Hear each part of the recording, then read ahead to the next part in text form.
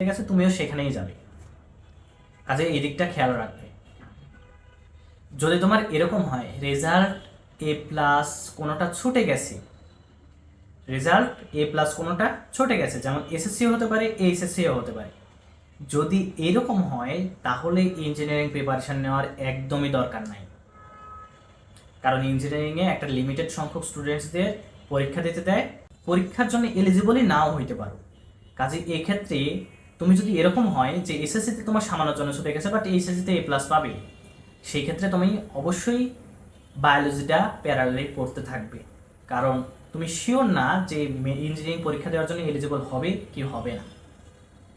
কাজেই তোমার ব্যাকআপ ব্যবস্থা থাকা উচিত। নতুবা যদি দেখো যে তোমার কোনোভাবে ইঞ্জিনিয়ারিং পরীক্ষায় এলিজিবল হওনি, তাহলে অত্যন্ত ডিপ্রেশনে যাবে। আর ডিপ্রেশন জিনিসটা এই টাইমের জন্য অত্যন্ত অত্যন্ত বেশি ক্ষতিকর। এই মেডিকেলের বিষয়টা আসি।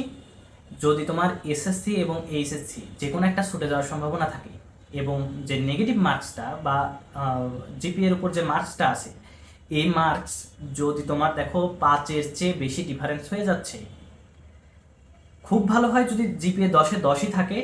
তবে যদি দেখো জিপিএর উপর মার্কস 100, তো এখন 100-র মধ্যে মনে করো যে 95-এর উপরে আছে তোমার জিপিএর উপর মার্কস, তাহলে তুমি মেডিকেল প্রিপারেশন নিতে পারো। নতুবা তোমাদের মেডিকেল প্রিপারেশন নেওয়া খুবই রিস্ক। অনেক ভাইয়া দেখবে বলবে যে 7.5 নিয়ে তো তারা মেডিকেলে চান্স পেয়ে, এই 7.5 মাইনাস থাকা সত্ত্বেও মেডিকেলে চান্স পেয়েছে, 10 মাইনাস থাকা সত্ত্বেও মেডিকেলে চান্স পেয়েছে। ওইগুলো এক্সেপশনাল কেস। এক্সেপশনাল কেসে মাথা দেওয়া উচিত হবে না। তোমার ওই একজন শিক্ষার্থীর রেজাল্ট দেখে তোমরা মনে করো যে 10-20 হাজার জন পরীক্ষার প্রিপারেশান নেবে, বাট দেখা যাবে এইটা খুব রেয়ার কেসে ঘটে। তুমি যে চান্স পাবে এমন কিন্তু না। কাজেই তোমার উচিত অলওয়েজ নিজেকে একটা ব্যাকআপ প্ল্যানের মধ্যে রাখা। 5-এর বেশি যদি নেগেটিভ মার্কস থাকে তাহলে তোমার মেডিকেল প্রিপারেশন নেওয়া মোটেই উচিত না, মোটেই উচিত না। কারণ 1 মার্কসের জন্য মেডিকেলে সিরিয়াল তোমার পিছিয়ে যায় 2000 পর্যন্ত। এই বিষয়টা খেয়াল রাখবে।